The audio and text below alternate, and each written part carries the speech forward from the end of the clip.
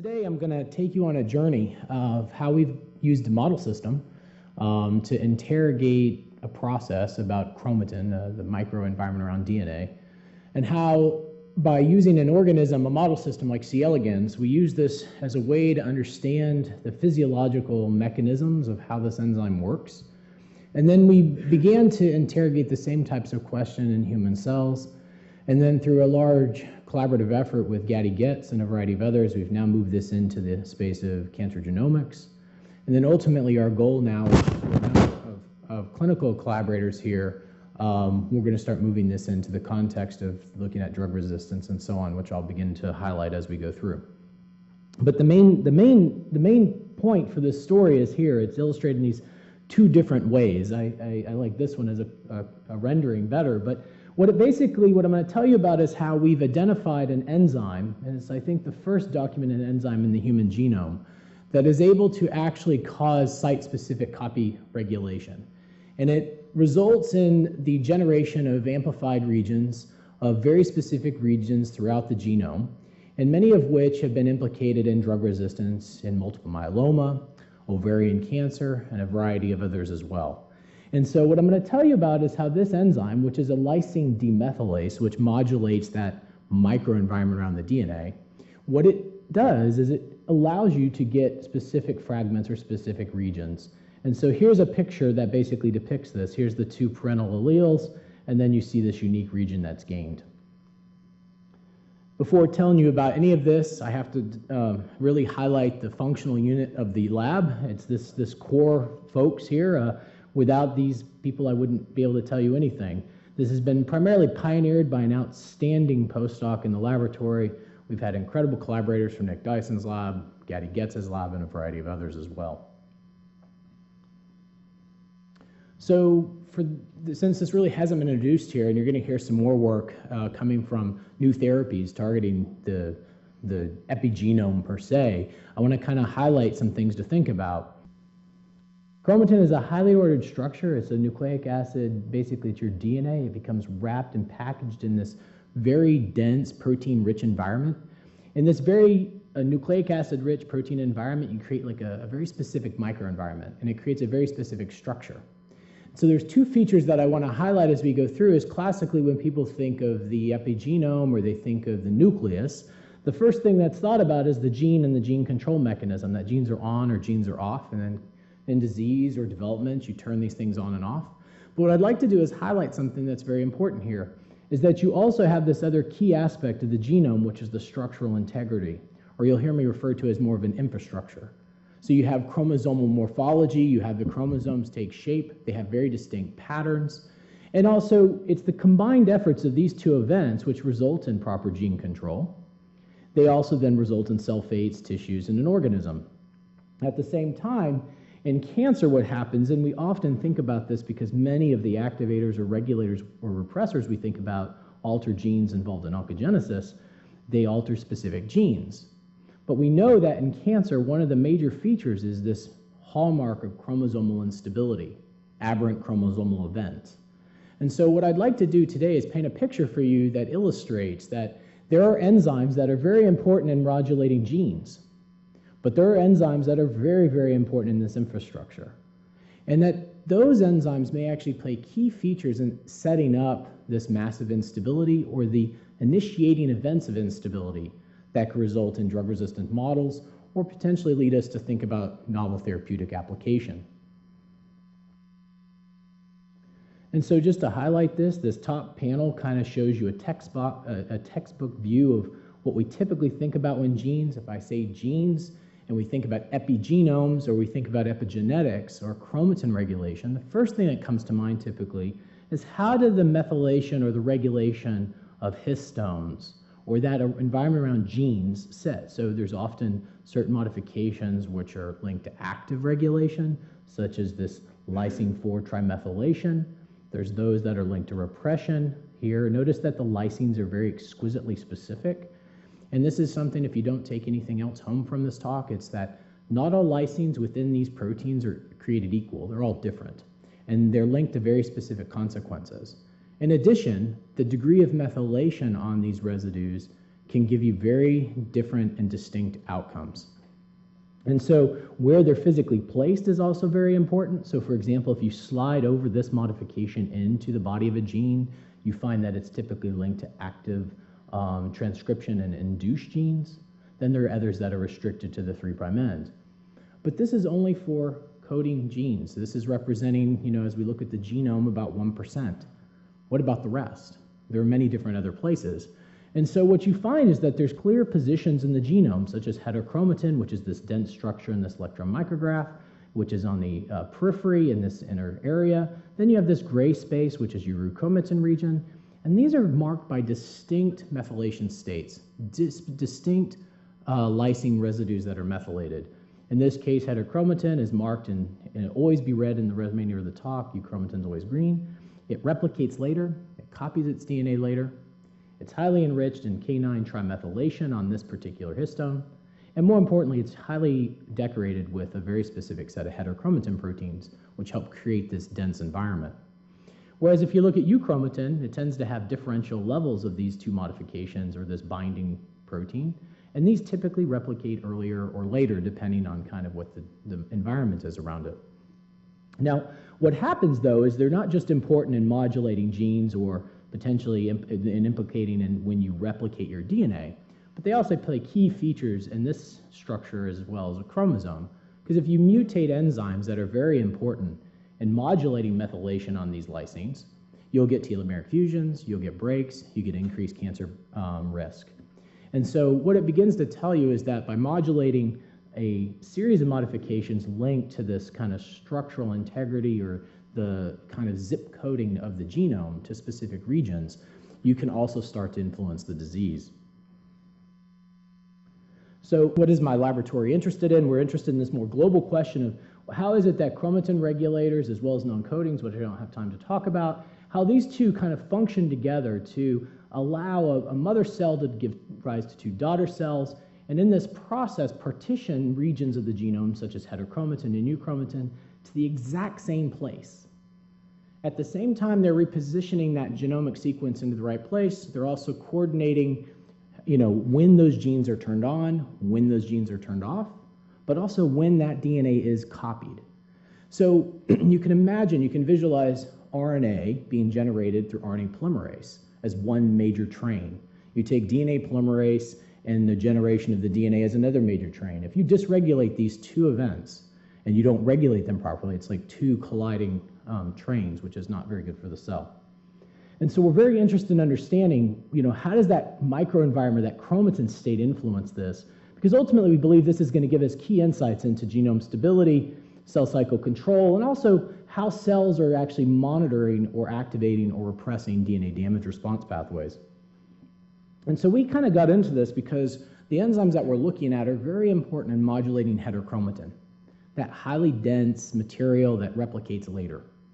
And so the methylation that we were interested in is then regulated by a series of enzymes, and it's KDMs for lysine demethylases, which then are also balanced by a series of lysine methyltransferases. So my lab has initially started focusing on lysine demethylases, but many of the paradigms that I'm going to tell you about today, we're expanding out around many other chromatin regulators that surround this process. And so in order for us to understand how this process becomes dysregulated in cancer, how is it that you change the fate of a cell? How is it that you get this instability and disease? How do you do this? So what we've tried to do is we started overlaying other principles onto the equation. We've started asking, how is it that in certain pathologies, altered expression levels or copy gains or losses, how do these two coordinate functionality? We've started annotating all nucleotide variants, germline as well as somatic, making them, expressing them, and putting them in the cells and looking at consequence. Simultaneously, we've been very interested and found more recently lots of regulatory networks feeding into modulating their activity or how they're functioning. So what we try to do is we try to interface these various inputs onto the various enzymes so that we can understand how is it in disease you dysregulate these to kind of manipulate this process. And our ultimate goal is twofold. One is we'd like to understand if we can identify chromatin regulators that will serve as a novel biomarker for potential patient stratification. You might find that this becomes really important in the context of certain drug resistance as it starts to emerge. The other one, though, is if we understand how these variants or variations impact this through specific enzymes, we might be able to take advantage of conventional chemotherapies by redirecting them into that genetic background or under those certain kinds of conditions. Or secondly, we may be able to adapt novel therapeutics that are emerging from various pharmaceutical sources that target KMTs or KDMs or other enzymes. And so what I'm going to tell you about today is a story where we really began to explore how expression level and copy change of one particular demethylase, what does that do, and how does that actually regulate this process? And then we began to find that it has a key role in a very specific context around genome stability. So the enzymes that I'm going to tell you about are the lysine demethylases that are the Jumanji class. They use iron, oxygen, and alpha-ketoglutarate as cofactors. The initial class that was discovered in Yang Shi's lab while I was a postdoc is LSD1, and this would be KDM1. There's the KDMs that are over here, and then you'll hear later about the targeting of lysine methyltransferases because many of them are also dysregulated in cancer. And so this is the particular class we'll talk about. More specifically, we're going to talk about this particular set of enzymes, which are in this cascade of about 20 or so demethylases. They're the KDM4s or JMJD2s. There are 4 invertebrates. I have to apologize up front that I'll often switch between KDM4 or JMJD2A. 2A is more like my pet name for it. It's the one that kind of launched my career. And so basically there are 4 of these invertebrates, and then we were very fortunate. There's 1 in C. elegans. A couple features I want to highlight because they're going to emerge as we begin to talk about this is they have different domains. They also have PhD and Tudor domains. For those of you less familiar with this space, those are binding modules that recognize modified or unmodified histone tails. They help kind of bring or recruit the proteins or associated proteins to regions in the genome. And so what I'm going to tell you about are how these 2 particular enzymes, how JMJD2A or KDM4A and how the C. elegans homolog have a very distinct homologous function. So what we do in the lab is we take an approach where we take a very simple genetics approach in C. elegans. We couple that to some genomics. We couple this to cytology-based approaches. At the same time in the laboratory, we're coupling proteomics, genomics, cell biology, a lot of cytology these days, and also some chemical screens. We build a molecular network here. We build a molecular network. We combine these together, and what it does is it gives us like a molecular sieve. And the ultimate goal here is that we get a very clear annotation of what these enzymes or related enzymes are doing. We then try to relate this into a clinical setting through our colleagues who are oncologists, pathologists, and so on. At the same time, we're also paralleling this data and looking at how the cancer genome may be affected by this process with our collaborator, Gadi Getz. So the first data that kind of led us to understanding this enzyme is when we delete it in C. elegans or knock it down, we got increased DNA damage, increased instability. The instability is localized to 2 particular regions. This region here, which is the region where all stem cells or all nuclei that are arised that populate the germline come from. And then again, you get an enriched region here of damage, and this is the peak of homologous recombination. So in C. elegans germline biology, any aberrations that become evident here are amplified here. There's this wonderful checkpoint system in place at the bend, and any of those nuclei that are too damaged or too unstable will be shunted to apoptosis. And so what happens is, in this animal, when you knock it out, you get increased damage, but you also see a boost in apoptosis, and it's restricted to this region. Now this is important because there's one particular genetic variable that modulates this, and that is the enzyme or gene, it's only p53 homolog CEP1. And so if you block this or knock this out in these animals, you should technically rescue all downstream consequence. And so when you do that experiment, you actually, in fact, do rescue the apoptosis and those defects. So then what we did is we did a reverse screen, because what we really wanted to know is there a particular type of instability that's arising from manipulating the chromatin environment. So what emerged from this screen was ATL1, or it's ATR in vertebrates. And basically, it was the only kinase that we identified that actually could rescue the defect. So if you knock out ATM, you don't, but if you knock out ATR, you do. Now, ATR's main function, without damage or misregulation, is in replication kinase cascade. So this began to suggest that by losing this enzyme, we were destabilizing the genome, and it had something to do with replication. So we wanted to take a better look at this, so we subjected the C. elegans both knockdowns or knockouts. The knockouts here, you find that they're more sensitive to replicative stress drugs. The same thing is true if you deplete the enzyme. So we wanted to get a clear visual as to what might be taking place, what might be going on. So we zoomed in more closely, did a pulse chase label experiment, in vivo labeling of replication. And what you find is that what you're looking for is if the nuclei are replicating slower, what's going to happen is they're going to contain more red and green fluor. At the same time, what we're really looking for are regions where you get strong accumulation of both fluors, giving you a yellow signal, a pseudo-yellow. And what we basically found in this is in the knockouts, we got more red and green nuclei, but most importantly, we saw lots or massive increases in the number of these yellow regions. So what this began to tell us is in vivo, we were actually seeing delayed or altered replication. And so we were having increased susceptibility to the replicative stress drugs. We were having delayed replication. We went on to demonstrate for the first time that you could actually completely abolish this effect if you knocked out the specific heterochromatin protein HPL2 here. And if you genetically deplete this, basically you could find that you could restore the animals back to nearly wild type process in the germline. So this began to establish for the first time that there was a distinct antagonism between a demethylase that modifies specific residues and something that reads or recognizes that type of chromatin state. But as I mentioned earlier, we're interested in C. elegans to guide us into understanding human biology, which then can take us into a clinical setting. So we went back here and annotated this map. We have this relationship here. So then we went back to our cellular models and we started asking, could we get any insights? So what we found is, in fact, just like the C. elegans, if you using the inverse experiment, if you overexpress the demethylase, JMJD2A in particular, in fact, cells proceeded through S phase faster. And this, in fact, required catalytic activity. So in the worms, you knock it out, it becomes slower. In human cells, you overexpress it, it becomes faster. In fact, we could also recapitulate increased or altered sensitivities to replication stress drugs. And this becomes a very important slide for much of the work that's going on that I don't talk about today, is that, in fact, if you treat them with replicative stress and their increased expression, when you release them, they recover better. However, if you have a catalytic mutation, they're actually more sensitive, suggesting that variants or variations on this enzyme could change susceptibility to certain chemotherapeutics, which is a big push in the laboratory. But one of the things that caught our attention in all this process is when we did the standard experiment, we just looked at asynchronous profiles. They were the same.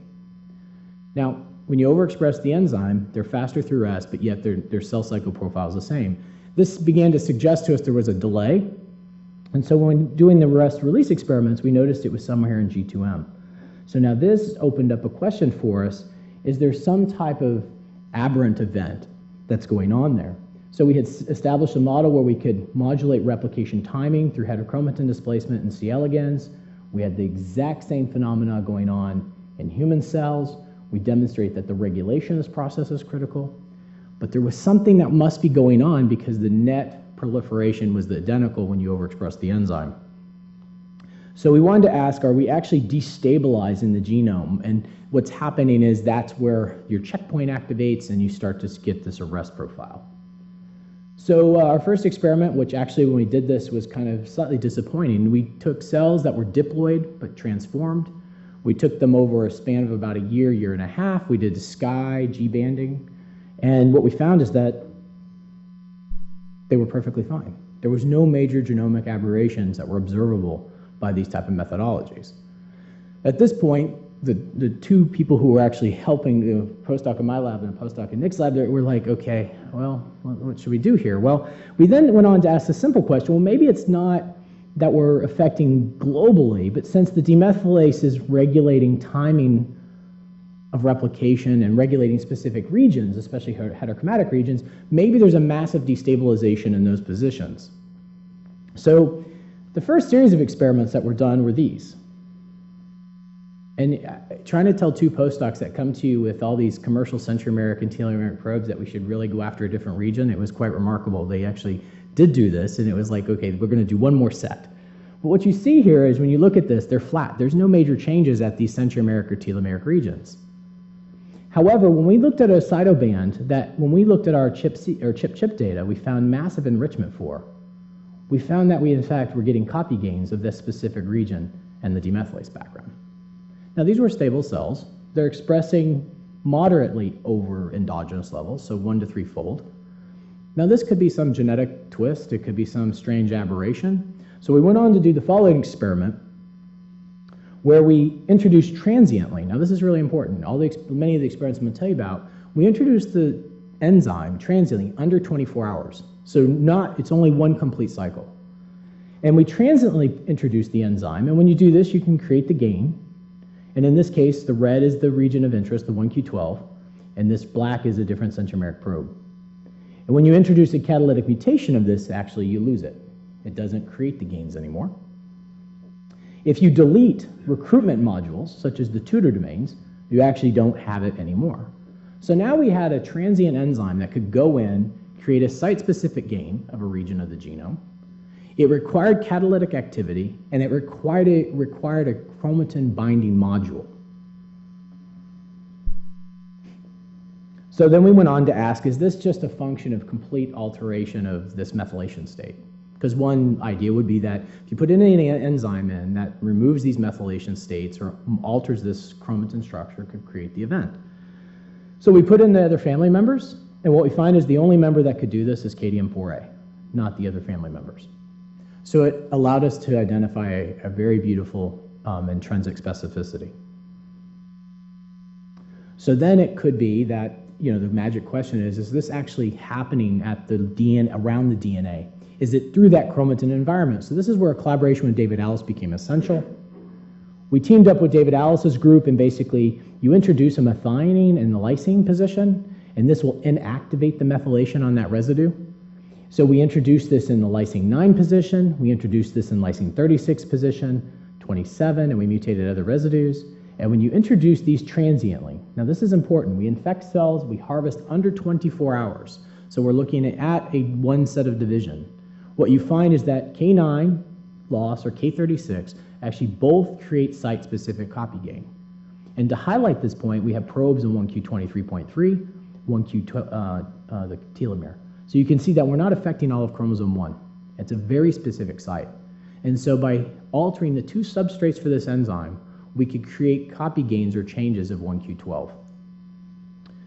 However, something that was particularly interesting is if you manipulate K27, you don't get the effect. So it's not just all dysregulation of heterochromatic type states or the repressive type states, which methylation of 27 is important for. We then went on to see if we could identify something that would antagonize this to establish balance. So right now we had enzyme recruitment, we had enzymatic activity, we had its specificity in the family, we had the sites which seemed to be important. So what we wanted to do is see if we can balance this effect.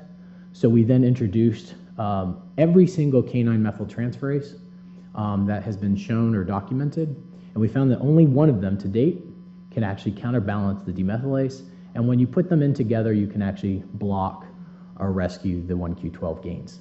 So establishing a 1-to-1 dynamic.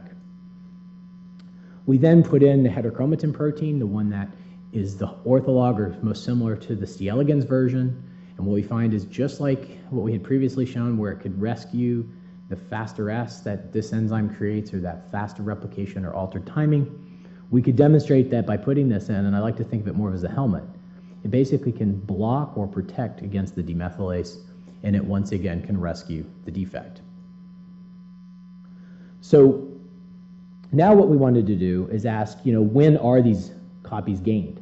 Because based on this prediction, we would assume that we must be doing this during S phase, since the enzyme is really exerting a strong effect during replication and the timing of this process. So we started doing a series of experiments to address this. The first thing that we did was we arrested cells in G1S, and when we first did this, the expectation was that we would see, these gains in a population of those cells. Well, what we actually found, as you can see here, is they go away. So we were a bit surprised by this because we figured we'd have a baseline population of gain, and that as you arrested cells, then we could determine when they were kind of occurring and maybe there was selective pressure against them. What we actually found is that when you arrest them, they completely go away. We did a whole series of experiments to look to see if these gains were actually enriched in apoptosis and a variety of other things, and we don't see that. In fact, we find that these cells that have KDM4A are more resistant to genotoxic stresses. We then arrested them to see if maybe we were getting clearance here, and maybe this was a damage cascade. And so then we arrested cells in late G2 by using a CDK1 inhibitor, which is before nuclear envelope breakdown occurs, and once again the fragments are gone. So now we were in a really unique position, because here we have a clear site-specific gain, but now under G1S arrest or in basically late G2, they're gone. So then Josh did a really important experiment, and I think this really opens up a whole new avenue of a way to look at this. Basically, we arrested the cells and released them. And what we found is as you arrest the cells in G1S and release, as soon as cells start to enter S phase, copy gain starts to emerge. And then as cells start to exit S phase, go to G2, they start to disappear. Now, this is one of the most exciting parts of what we're doing, because this means that there's an active mechanism. There's something innately in the cell that can see copy gain and get rid of it. And so we have a huge screen and a lot of projects going on bioinformatically with Gaddy to identify what are those, in fact, processes or pathways that are essential in this equation. So what would be, kind of our molecular basis for this? If it's happening in S phase and the demethylase is changing timing, what could it be? So we took a proteomic-based approach, both endogenous and exogenous complexes, showing you the exogenous purifications from 2 independent preparations. What we found, and we were super excited by, is actually a massive enrichment in replication proteins. So this enzyme was not only seeming to cause site-specific gains and required its chromatin module, but now when we purify it, it has all these major proteins involved in replication. Now, why is this important? Because in yeast genetics, it's been shown that many of these are critical for re-replication. So as you manipulate them, you can alter re-replication events. So now it opened up this question for us: is this enzyme potentially serving as a docking module, changing the state around it, bringing in these proteins, and by bringing in those proteins, you can change when you replicate or how much. So to kind of start to address this question, we shifted to a very much older methodology of cesium chloride gradient centrifugation. So when you basically when DNA is made, if you just put BRDU in, as it's replicated, it becomes labeled, and that gives it a certain weight. So on a sedimentation, it will go down further. If it re-replicates, both strands will be BRDU positive, and it will sediment even further. And so that would be right here on this curve. Now, what's cool about this experiment is, and it's a very painful one, is that it shows the same thing we see with FACS, that you have more cells, the ratio of replicated to non-replicated in the KDM4 background. So this is very similar to our arrest-release experiments we saw before. We don't see any peaks here, and that's consistent with the fact that when we do cytological analysis, we're not seeing lots of abnormalities. So Josh did something that is something that's super important for this. He actually pooled these fractions together, and then we simply asked, are regions that the KDM4 enzyme is actually bound to, that it regulates replication at, are in fact they modulated or are they re-replicated? And so here's the example. Chromosome 1SAT2 actually falls adjacent to or right just inside the 1Q12H band, the one that's copy gained, and in fact you see re-replication occurring. Now what's interesting about this is XN is not. But XN, we showed, was also a KDM4 target. So what this began to immediately tell us was that not every single site that the enzyme occupies in the genome is actually re-replicated at certain positions. So then we went on to ask the question, if this is true, then is it through this recruitment of components? So you recruit these various components in, you alter methylation, and you alter HP1 density. So what we found is when you increase expression of the demethylase at satellite 2, you get enriched occupancy, flat other places. You reduce the amount of K9 trimethylation, one of those residues that causes site-specific gain. We then demonstrate that you displace HP1 gamma, which was the particular chromatin binder that actually could block the effect. We actually found enrichment of DNA licensing, replication licensing factors, MCMs, as well as DNA polymerase at our target. So what this began to do is establish a model by the enzyme almost either being a pseudo-orc or being able to create an environment where you could potentially use these origins that are within the human genome. So now the big question for us is this all trickery of cell lines? Is this just us doing a lot of manipulation to cell line, creating a cell line and luck? And so this is where our collaboration with Gaddy became instrumental. What we did in this case is this is looking at about 1,700 tumors from 8 different tumor types. We've expanded this now, but this is the data at the time. We found that about 20% of the tumors we looked at as a whole had copy gains. The copy gains was actually associated with increased expression of the demethylase. There were a few reports out there in the literature that said the demethylase was higher in certain types of cancer, squamous cell lung cancer. There was cases of breast, but just very limited cases and no reason. And so what this began to do is establish for us that there were specific copy gains, which was correlated expression. We then stratified this across the tumor types, and something that emerged beautifully was that we found that in the case of ovarian, 46% of the cases were actually amplified for KDM4A. So then what we did is we stratified the copy gains in this category down to focality. So we did, this is using gistic analysis from Gaddy's group, basically +1, which is more like whole arm events of chromosomes, +2 is more focal. And what we found is the more focal, which also correlates with increased expression, that you have a enriched, you have a faster time to death. So worst outcome for those individuals. Now, what's really remarkable about this is ovarian cancer, one of the prognostic markers for cisplatin resistance is a 1q12, 1q21 copy gain. And basically, you get these gains that emerge. So this kind of caught our attention that, okay, I wonder if there are other cytobands outside of 1q12. Could we use this type of tumor data set? So we know that there are gains. We know that it's linking to diseases where some focal regions are very important. So what we then did is we did this really cool experiment where we keyed off of KDM4A's position in the genome, which is at 1p34, and we then asked the simple question, are there any other cytobands of the 807 that are co-gained with it? So the beauty of this is we knew that gain correlated with increased expression. We keyed this off of just over 4,000 tumors, 12 tumor types, and we started picking up very specific regions in the genome. And I'm going to highlight this one on X and chromosome 1, because this region on chromosome 1 is 1q21. And from all the original data from Matt Meyerson and a variety of other labs, 1p34, 1q21 are very common in cancer. But no one's been able to understand what's the relationship of these two particular regions that emerge. We also noticed that on this X region here, which are two main cytobands, that if you looked at other cancers, such as ovarian, they become very sharp, very pronounced. And since chromosome 1 and X are very different, we decided to pursue them further to see if our hypothesis was right, that the enzyme was generating site-specific gain by using transgenic cell lines. Before doing this, though, we wanted to see if it was our analysis, and you can see that KDM4B is flat. So this is not true that our analysis was just enriching for one particular thing. So the take-home point here is that we use transgenic cell lines. It makes no difference what cell type. We've done this now in a dozen or more cell types. We've even started doing this in primary cells.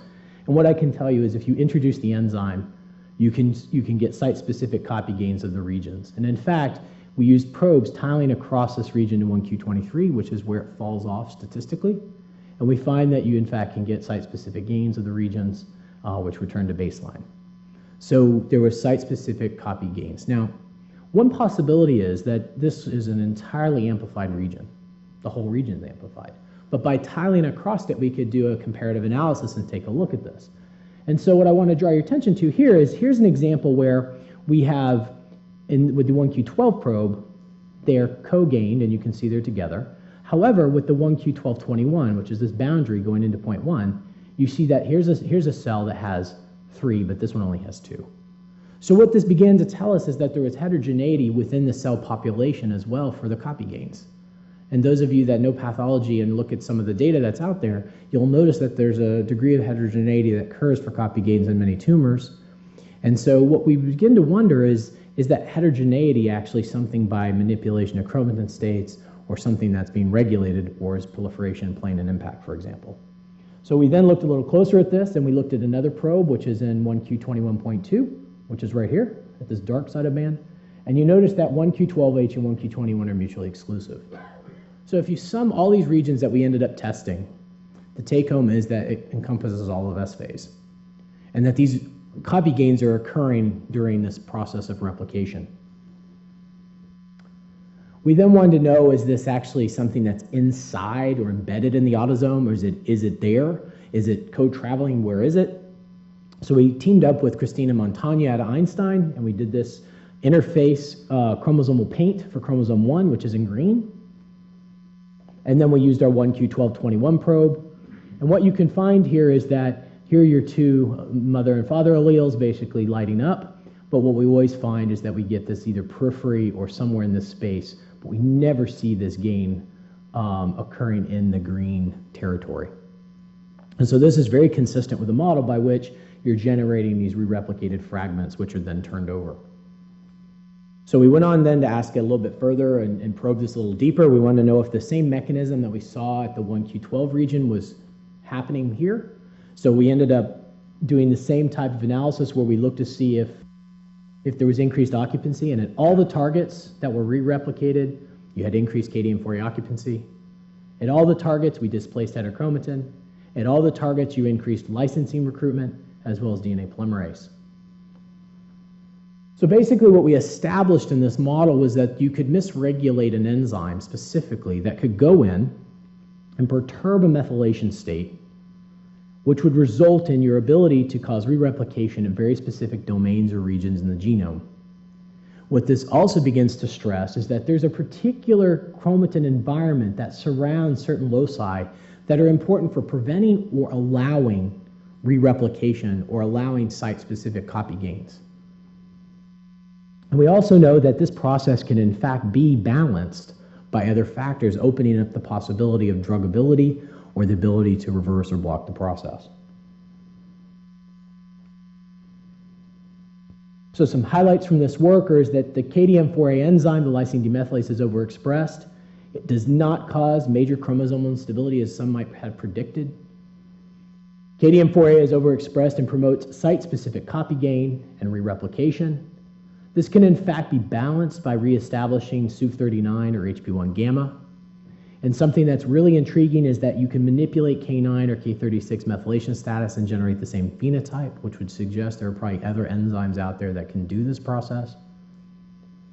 We know that in fact now KDM4A is amplified in certain types of tumors, and that this also is associated with specific co-gained regions, that you can then go back and recapitulate these same events in transgenic cells, which gives you the ability to kind of look for this in different cell types or different backgrounds.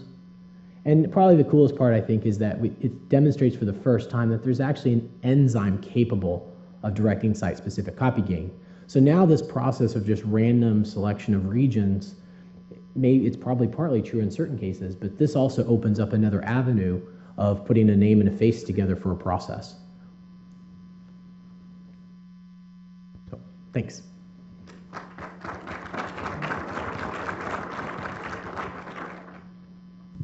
So I could see quite clearly how this is relevant for cancer.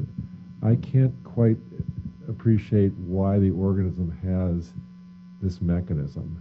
Why would you have an enzyme that controls in a local way specific parts of the genome, whether they re-replicate or not? You're asking, so this has been the quest over the past several months now to determine if in fact, one, it's physiological. Are there processes that could stimulate this process naturally? And then the million-dollar question is what would be the benefit to the cell if it does actually happen? So the first part is we've done a series of screens to identify whether triggers could cause site-specific gain.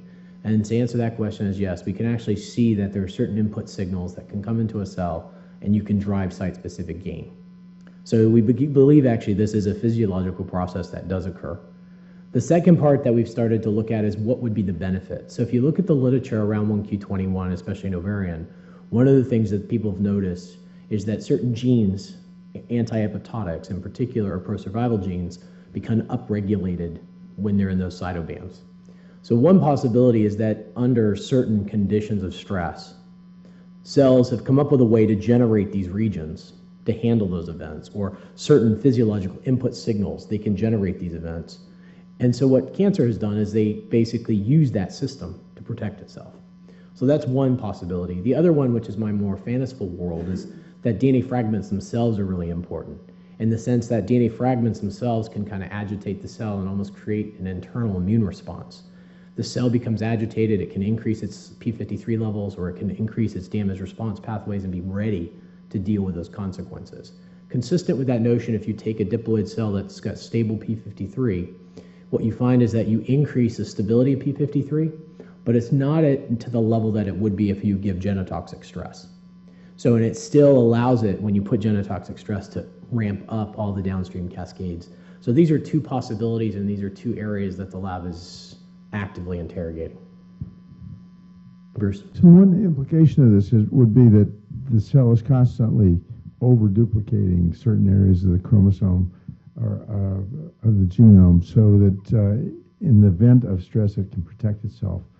And have you tried to look at the profile of amplification in the presence or absence of cytotoxic drugs that are associated with amplification, such as our old friend methyltransferase? Yeah. So a lot of this dates back to when I was a PhD student and studying methotrexate resistance. So one of the things that you get is focal amplification of DHFR. And then what also intrigued me is in the case of diseases linked to the 1q21, it's cisplatin resistance, and this emerges in many different cancer types. So to kind of address this, we're taking a series of genotoxic drugs that have been associated with certain focal gains of certain regions, and we're subjecting them to selection and also putting certain genetic backgrounds there to see if we can enrich for them. Do all of a sudden now we uncouple something where we can get integrative events, and or do we see resistance starting to emerge? These are all early stages, but so far the data looks kind of promising, actually. So we'll look and see. Hopefully that'll be the case. Yeah, Jonathan, can you comment a little bit more on the data you got with the H3K36 mutant histones? Does the phenotype look pretty much exactly the same as what you get with the K9 mutants? And do you have any idea what the machinery involved is? It's something you're investigating? It's a great question. So for K36, the screen is underway to determine what would be the corresponding lysine methylase that could be involved. And we're particularly interested in this because, multiple myeloma 1q21 is often gained. So we're screening every methylase that we know. We're also screening other methylases we don't know now as well. We don't know who it is at this time. I don't think it's the one that everybody may have initially suspected. So, but those studies may be a little early. We're also making sure that maybe for the methylases, it's more important what the cell background is. So since we know we can generate this in a variety of conditions, we're now kind of pan-screening that process. Yeah. My question was about how general this relationship will be, or how unique GEM-JD2A will be. Yep. Because on the one hand, you might imagine that anything that affected K9 methylation would show a similar association, yep. Or you might think that it's only something that affects replication and is able to recruit replication proteins. Right. So to address this question, we since our genomics analysis of the cancer genome was so powerful, and it seems to show really nice, we've taken that same analysis now and applied it to every KMT, every KDM, most readers. We're moving this to most regulators of the genome. And what I can tell you is now, by expanding this out to a huge number of enzymes, there are many that look like KDM4B, which affects lysine 9, it affects 36. They're flat. There are others, certain groups, that seem to emerge very strong. So now those become really good candidates to ask, are they causing it? So transgenically now we're creating cells and going back for those modifiers or those regulators or binders and asking if they do the same process. And so what I can tell you is that it's not always 1q21. It seems like there's other regions. So this may be that there's certain regions that have an altered propensity for this event. I just want to ask a question that sort of is relevant to someone asking about the physiological relevance of this. Yep. You mentioned that when you upregulate this enzyme, you don't upregulate it by very much. It's only maybe the order of a couple fold. Right. So what is this normal regulation? Do you find it changing during the cell cycle? Is it upregulated in S phase by factor 2 or so? Yeah, so I kind of jumped over that a little. So this was actually how we first pinned KDM4A as the ortholog of JMJD2 and C. elegans to regulate S phase. So if you take cells and you look at S phase and you arrest, release, and you do time courses, KDM4A is very high in G1S, goes down very strong to the lowest levels in G2M, then it recycles back. So it's regulated through the SCF complex. So col1 and associated F boxes tightly regulate its expression. Transcriptionally, we see it's pretty flat across all cell lines we've tested. So it's at this ubiquitination and turnover mechanism. All right, if there are no more questions, thank you very much. Right, I think thanks. would you